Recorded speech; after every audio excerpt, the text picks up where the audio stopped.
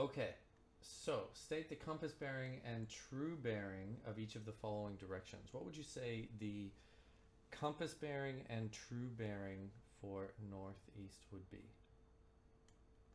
It's sort of ambiguous, right? Because northeast sounds like a compass bearing.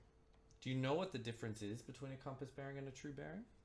Okay, so let's start with compass bearings, and then we'll move on to true bearings. So for a compass bearings, we're going to start by saying all of these are, broadly speaking, north. Right? Whereas if they were below our east-west line, then they would be generally south.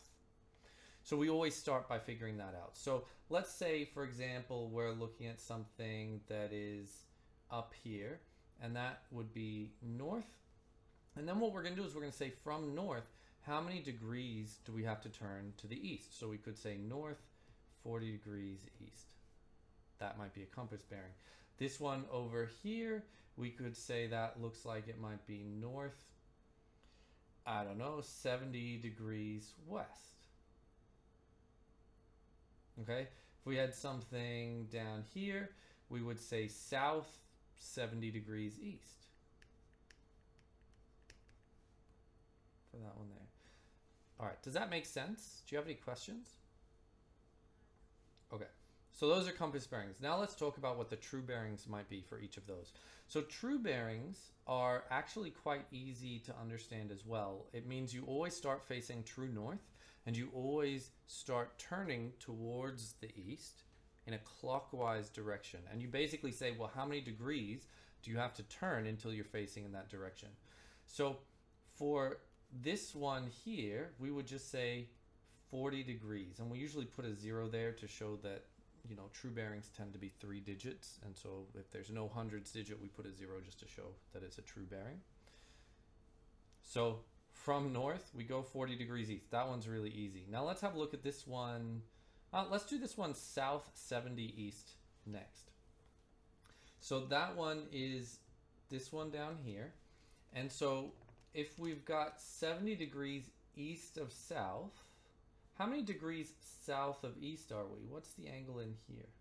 No. So 70 degrees is how far we go east from south. How far would we go south from east? Good, that'll be 20 degrees.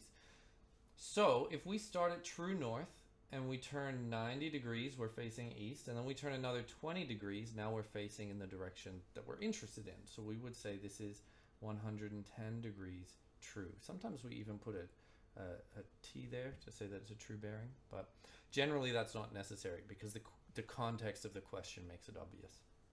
All right, let's do one more. North 70 west. So that's this one over here. Now, similar to the one we just looked at, if this is 70 degrees west from north, it must be 20 degrees north from west. Does that make sense? If this angle is 70 degrees west from north, it must be 20 degrees north from west. Okay, so that means if we start facing north, we have to turn 90 degrees to face east, and then 90 degrees again to face south, and then 90 degrees again to face west, and then 20 more degrees to face in that direction. So this would be 290 degrees true. Quick summary. Compass bearings, you start with whether it's more north or more south. It's going to be one or the other. Maybe not. I guess if it's directly east, that makes it a little bit trickier. In that case, we would probably just say east rather than like north 90 east or south 90 east. But compass bearings start with whether it's more north or north south, and then more south, and then decide how many degrees do we turn towards the east or the west to face in that direction. True bearings tend to have uglier numbers sometimes, but it's a simpler concept. You always start facing north, and you always rotate clockwise until you're facing in the direction that you're interested in. So, northeast. What would be the compass bearing or the true bearing? I don't mind which one you think of first, but we're going to get both of them. Yeah, that's right. North 45 degrees east. Now, what would be the true bearing? So you think if we start facing north, how many degrees do we have to turn clockwise until we're facing in the direction that we're interested in? Yeah. And we'll put a 0 in front of it just because it's a true bearing. We say 45 degrees. And we can put a T to show that that's the true bearing. Okay, what about northwest? We start facing north and we turn 45 degrees to the west. All right, now what would be the true bearing? That's exactly correct. 315 degrees true. Okay, southeast, what would that be in compass bearings? Excellent. And what about in true bearings? So if you're facing north and southeast is down here, how far do you have to turn until you're facing southeast? 135 degrees true. Excellent. And now D, southwest. S, 45 degrees. W is correct. And what about the true bearing? Excellent, 225 degrees true. Perfect. Okay, how about we do the first column of question 2? We'll do A, D, G, and J. So we need compass bearing and true bearing for each of A and D. North 52 east.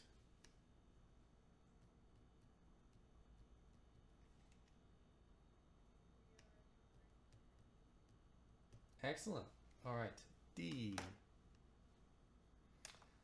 If we were facing south and we turned 33 degrees to the west, we'd probably be facing in this direction. That's right, south 57 degrees west. Excellent, 237 degrees true. Fantastic. All right, let's do G and J. Actually, I'm going to modify this. I'd like you to do J and L. G is just too easy. J and L.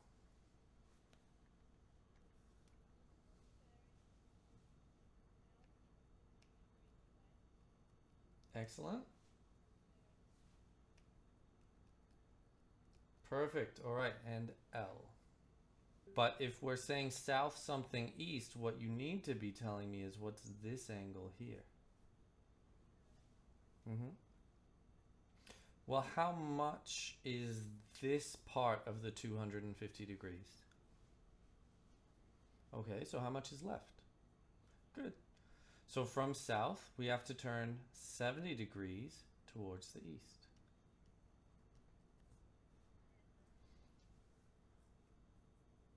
Well, talk me through what you're thinking.